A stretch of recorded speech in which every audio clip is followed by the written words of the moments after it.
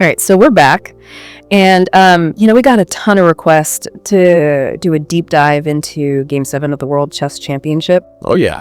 This match was intense. I mean, we had Ding Liren, the, current world champion. Current champ, yeah. Going up against Gukesh D, who's been, making a name for himself. Rising star. Absolutely. And real clash of styles. Yeah, and it all went down in Singapore this time. This is Singapore, yeah. Resorts World Sentosa. Which is pretty cool.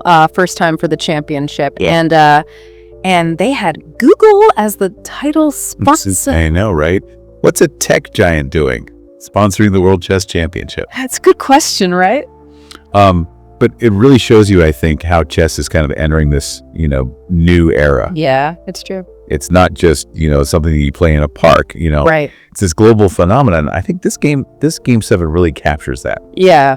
Because you have that element of intense preparation. Oh, yeah. Both of these players, Yeah. they've been working with teams. They have these massive databases. They have engines. They're analyzing every possible move. Yeah. But then on the board, it still comes down to human creativity. Where are the board decisions? Intuition, those moments where you have to go with your gut. And the stakes couldn't have been higher because going into Game 7. Going into Game 7, the match was tied. So this was the decider. Winner take. All right, so let's jump into the game itself. Because there was one move that had everyone talking, and that was Gukesh's 7th move, Re1. Oh, yeah, that was a shocker. So I'm not a grandmaster or anything, but even I know that's not a typical move at this level. Right, it's not something you see every day. So can you help us understand why this was such a big deal? Well, to understand Gukesh's move, you got to look at the opening that Ding was playing. Right, he was playing the Neo-Grünfeld Defense. The Neo-Grünfeld. And you're probably familiar with the Grünfeld. That's like a classic, right? It's a classic hyper-modern opening. And the idea is, instead of focusing on building a big pawn center, like in the old days, the hyper-moderns, they said, no, we're going to use our pieces. Yeah. We're going to kind of control the center from a distance. Okay. And the Grünfeld is all about that. So the Neo-Grünfeld, that's kind of like It's like Grünfeld 2.0. Grünfeld 2.0, yeah. It's a more recent variation. It just adds more layers of, more wrinkles. Wrinkles, exactly. More complexity. And in a typical Neo-Grünfeld, white usually plays moves like NC3 developing the knight, or QB3 putting pressure on black's queenside pawns, or even DXC5, grabbing a pawn. Right. But Gukesh's Re1, it just throws all that theory out the window. It means like saying, I'm not playing your game. Yeah, it's like he's saying, I'm not going to fall into your traps. Yeah. Ding. They make you think. For move 7. From move 7. And it really set the tone for the whole game. And it kind of reminded me of that Carlsen-Anand match back in 2014. Oh, yeah. Remember when Carlsen played a similar Neo-Grünfeld setup? And Anand just couldn't crack it. It's a tough nut to crack. It is.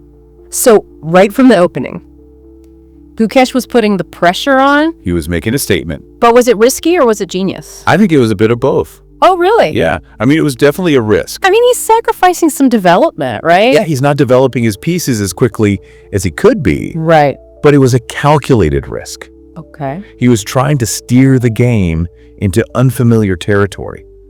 Catch Ding off guard and gain a psychological advantage. So it's not just about the moves themselves. Right. It's about the mind games, too. Yeah, the psychological battle. It's chess, after all. Exactly. It's a war of minds out there. And this is where it gets really interesting for me, because we always hear about how important preparation is in chess. Oh, absolutely. Hours and hours of studying opening. Yeah, but Gukesh's move seems to go against that. Yeah, it's like he's saying, I'm not afraid to go off the beaten path. Yeah, are we seeing a new trend here at the top level? It's hard to say for sure, but it's a question worth asking. Yeah. Yeah. Because with these powerful chess engines, opening theory has become incredibly complex. Oh, it's insane. But players like Gukesh, they're showing us that there's still room for creativity. For over-the-board inspiration. Exactly, even at the highest level. So Gukesh throws down the gauntlet with this unconventional opening.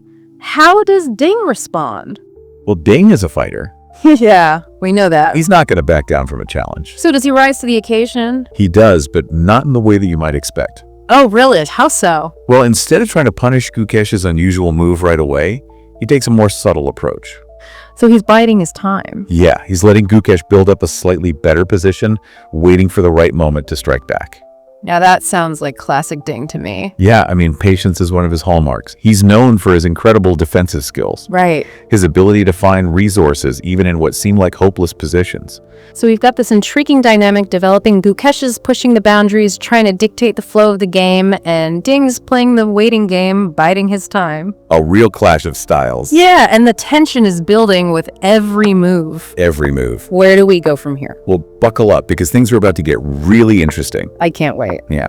Okay, so that's it for part 1 of our deep dive into Game 7. We'll be back soon with part 2, where we'll unpack the middle game fireworks and see how these two titans battled it out. Should be a good one.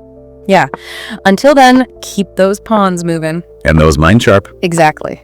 We'll see you soon. See you soon.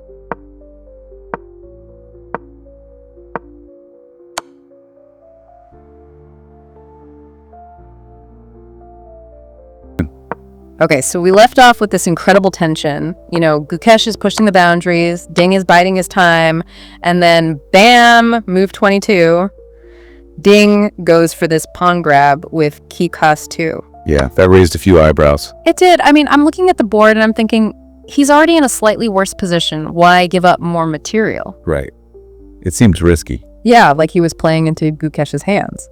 Well, a lot of the commentators thought the same thing at the time. They did. Yeah, but you got to remember, Ding's not just going to crumble under pressure. Right, he's a fighter. He's a world champion for a reason, and this pawn grab, it wasn't just about the material. It wasn't. No, it was about creating counterplay, disrupting Gukesh's plan. Okay, so even though he was down a pot, he was trying to create problems for Gukesh, force him to react. Exactly. It's like a judo move, you know, using your opponent's momentum against them. I like that analogy. Yeah, Ding knew that he couldn't just sit back and defend passively. Right. He had to create threats of his own, inject some chaos into the position. And this is where we see Ding's brilliance. Absolutely.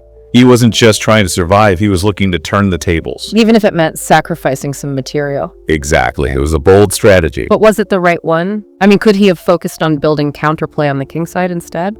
That's the question, isn't it? And it's a question that chess analysts will probably debate for years to come. Yeah, I mean, it's that classic dilemma in chess right material versus positional strength. Exactly. Do you go for the immediate gains, even if it weakens you in the long run? Or do you focus on building a more solid foundation? And in this case, Ding went for the immediate gains. He did, hoping to disrupt Gukesh's momentum and create opportunities for a counterattack. It's fascinating to me how, even at this level, these decisions are so complex. Oh, absolutely. Okay. There's so much more to chess than just calculating variations. Right? It's about understanding your opponent, weighing risks and rewards, making tough decisions under pressure. It's a mental battle as much as a strategic one. So how did this decision play out for Ding? Well, it led to a middle game full of twists and turns. I bet. While Ding was busy creating threats on the queen side, Gukesh was steadily improving his position on the king side. So they're both playing their own game. In a way, yeah, Gukesh's pieces were perfectly coordinated, his pawn structure was rock solid. It sounds like he was slowly squeezing the life out of Ding's position. It was starting to look that way. So we have this incredible battle unfolding, Gukesh with his positional dominance. Ding fighting back with tactical shots. Did Ding's risky play pay off? Well, not entirely. I mean, he managed to create some complications, make things difficult for Gukesh, but he couldn't quite turn the tide. So what happened? Eventually, the queens were exchanged, and we entered what's called an opposite-colored bishop endgame. Okay, opposite colored bishop endgame. Now I'm going to need you to break that down for me. So when you have bishops on opposite-colored squares, they can't attack each other's pawns directly. Okay. And this often creates a situation where it's really hard for either side to make progress. Even if one side has more material? Even then, it's kind of like a stalemate, but with bishops instead of kings. Interesting. So even though Gukesh still had an advantage, this endgame gave Ding a fighting chance to salvage a draw. Exactly, and that's precisely what he did. He did. Yeah, I mean, Gukesh had this passed pawn on the h-file. Right, a pawn that can potentially promote to a queen. Yeah, usually a very dangerous weapon in an endgame, but Ding, he managed to neutralize that threat. How did he do that? He used his knight to establish what's called a blockade. A blockade. Yeah, he positioned his knight on a square where it couldn't be driven away, and from that square, it controlled the a-pawn's advance.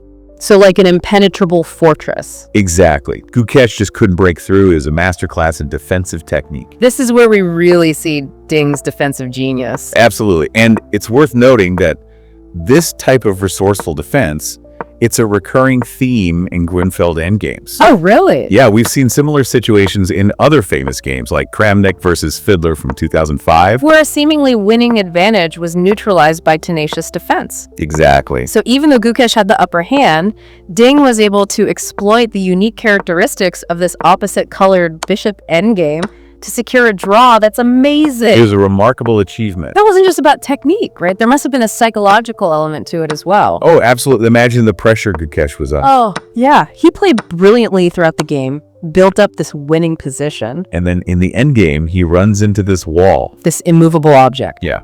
Every move, Ding made every defensive resource he found. It must have been incredibly frustrating for Gukesh. Yeah, I can imagine. And this is where the mental side of chess becomes crucial. It's not just about calculating variations. It's about staying calm, staying focused, finding a way to break through your opponent's resistance. This game really highlights how chess is so much more than just moving pieces on a board. It's a battle of minds, a test of wills, a display of incredible resilience. And in this case, Ding's resilience was truly remarkable. He faced immense pressure, made difficult decisions, and in the end, he escaped with a draw, kept the championship race alive. It's a testament to his skill, his strategic understanding, his fighting spirit. Absolutely. Okay, we've covered a lot of ground here, from Gukesh's unconventional opening to Ding's masterful defense. Before we move on to the final takeaways, I have one more question. You mentioned that this type of resourceful defense is common in Grünfeld endgames. Is there something about the Grünfeld itself that lends itself to these types of situations? That's a great question. And it gets to the heart of what makes the Grünfeld so fascinating. Okay. It's a dynamic opening. It's imbalanced. It often leads to positions where both sides have chances. Even if one side is ahead in material? Even then, the pawn structures are often asymmetrical. The pieces are active.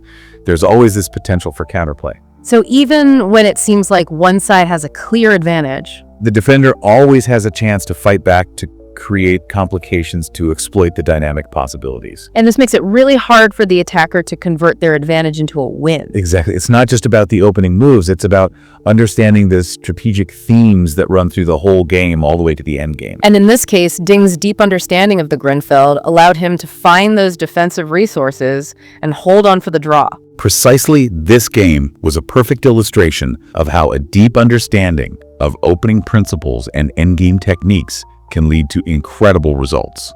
All right, we've dissected this game from opening to endgame, exploring the strategic battles, the psychological pressures, the sheer brilliance of both players. It was a game for the ages. So, what does it all mean? You know, what are the big takeaways from this epic Game 7? Well, I think this game really shows us just how complex chess still is. Yeah.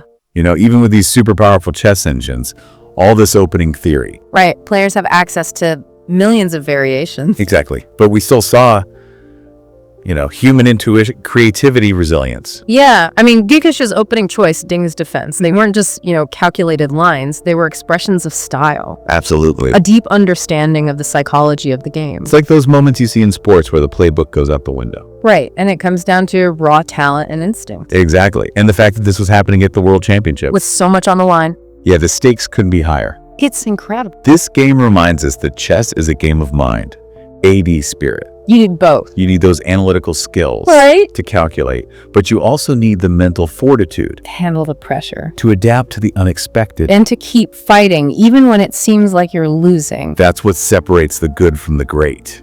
And it makes me think about Google's involvement. You know, it's almost symbolic, right? It is. This clash between human ingenuity and technology. Playing out on the chess. With a tech giant watching over it all. It raises some really interesting questions about the future of chess. Yeah, like, will we see AI playing an even bigger role in training and preparation? Or will we see, you know, hybrid human-computer teams competing at the top level? Or will human creativity always find a way to stay one step ahead? It's hard to say, but these are questions we need to keep asking. Absolutely. And as you continue to follow the rest of the championship, you know, as you watch other top-level games, keep these ideas in mind. Look beyond the moves. Try to understand the deeper battles. the psychological warfare, Yeah. the human drama. That's what makes chess so captivating. It's a story unfolding. Right. With every move. And if this deep dive has sparked your own curiosity about chess, don't hesitate to explore further. There's so much out there to learn. Books, websites, videos. Entire communities dedicated to this game. And of course, if there are any other games or players you'd like us to deep dive into, let us know. We're always eager to explore the world of chess with you. Absolutely. It's a journey we're all on together. Thanks for joining us on this deep dive into Game 7 of the 2024 World Chess Championship. It was a pleasure. We hope you enjoyed it, and we'll see you next time. Until then, keep those pawns moving. And those minds sharp. We'll see you soon. See you soon.